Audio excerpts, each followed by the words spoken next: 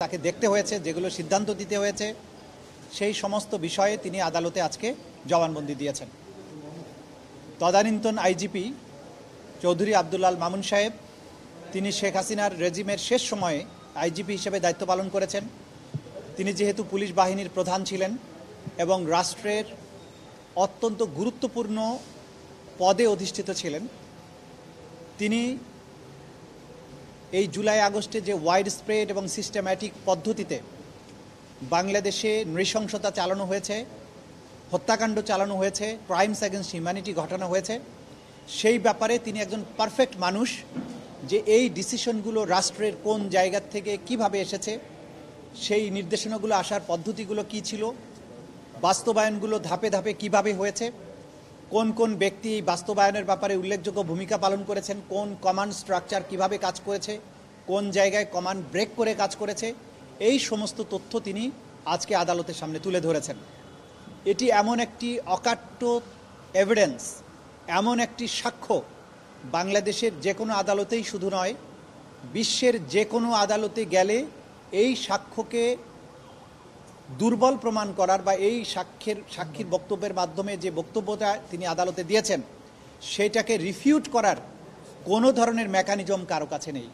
এটি একটি অকাট্য অপ্রতিরোধ্য সাক্ষ্য, যার মাধ্যমে জুলাই আগস্ট শুধু নয়, গত 15-16 বছর ধরে বাংলাদেশে গুম খুন সহ যে সমস্ত মানবতা বিরোধী অপরাধ করা হয়েছে তার বিরুদ্ধে একটা অকাট্য দলিল তিনি আজকে উপস্থাপন করেছেন আদালতে। তিনি আইজিপি হিসাবে দায়িত্ব পালনের আগে র্যাপিড অ্যাকশন ব্যাটালিয়নের মহাপরিচালক হিসাবে দায়িত্ব পালন করেছেন। সেই সময়ে র্যাবের ভিতরে কী ধরনের কর্মকাণ্ড হতো সেই ব্যাপারে তিনি সাক্ষী দিয়েছেন। তিনি তার অফিসিয়াল পজিশন জানেন, যে সেই সময় র্যাবের প্রধান হিসেবে তার যে সমস্ত জিনিস জানার কথা, যেগুলো সাধারণ কোনো মানুষের পক্ষে জানা সম্ভব নয়।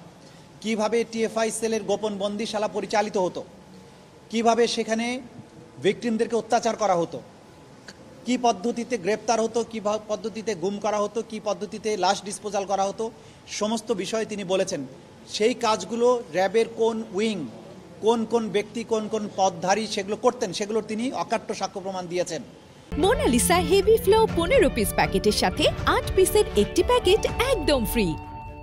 তিনি আরও বলেছেন প্রধানমন্ত্রী নির্দেশ কিভাবে দিতেন, তারিক আহমদ সিদ্দিকী কিভাবে বাংলাদেশের এই মানবতা বিরোধী অপরাধ গত 15 বছরে যা কিছু হয়েছে তার সাথে কিভাবে সম্পৃক্ত, স্বরাষ্ট্রমন্ত্রী কিভাবে প্রধানমন্ত্রীর কাছ থেকে নির্দেশ পেতেন, কিভাবে সেই নির্দেশ নিচের দিকে ক্যারি আউট করা হতো।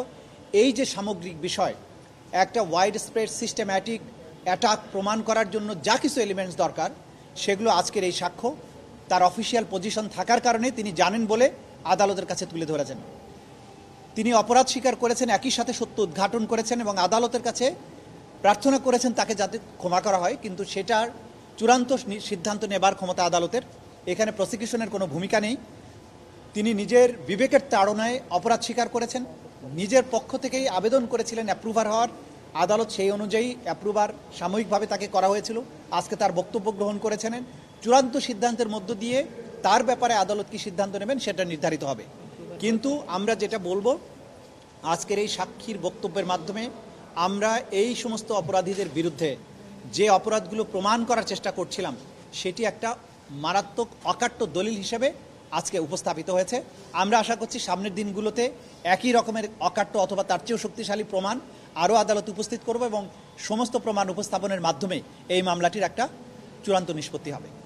নির্দেশনা যেগুলো তিনি খুব ক্লিয়ার ল্যাঙ্গুয়েজে, কোনো রকমের দ্বিধা ছাড়া, কোনো রকমের দ্বিরুক্তি ছাড়া খুব ক্লিয়ারলি বলেছেন যে জুলাই আগস্টের গণহত্যা এবং মানবতা বিরোধী অপরাধ যেগুলো আগে হয়েছে সব কিছুর মূল নির্দেশদাতা হচ্ছেন তদানীন্তন প্রধানমন্ত্রী শেখ হাসিনা। এবং জুলাই আগস্টের ব্যাপারে তিনি যুক্ত করেছেন আসাদুজ্জামান খান কামাল, যিনি স্বরাষ্ট্রমন্ত্রী ছিলেন। এই দুজনের নির্দেশে বাকি কর্মকাণ্ডগুলো হয়েছে সেটা তিনি পরিষ্কার করেছেন। তিনি আরও পরিষ্কার করেছেন পুলিশের মধ্যে কোন কোন কর্মকর্তা অতি উৎসাহী ছিলেন, কোন কোন কর্মকর্তা কমান্ড স্ট্রাকচার ভঙ্গ করে কাজ করতেন, কী ধরনের অপরাধ তারা সংগঠিত করতেন, সব কিছু তিনি ব্যাখ্যা করেছেন। আপনারা আদালতে ছিলেন, আপনারা সবাই শুনেছেন। আমরা বিশ্বাস করি আপনাদের মাধ্যমে এই সাক্ষীর যে বক্তব্য সেটা গোটা জাতির কাছে পরিষ্কার হবে।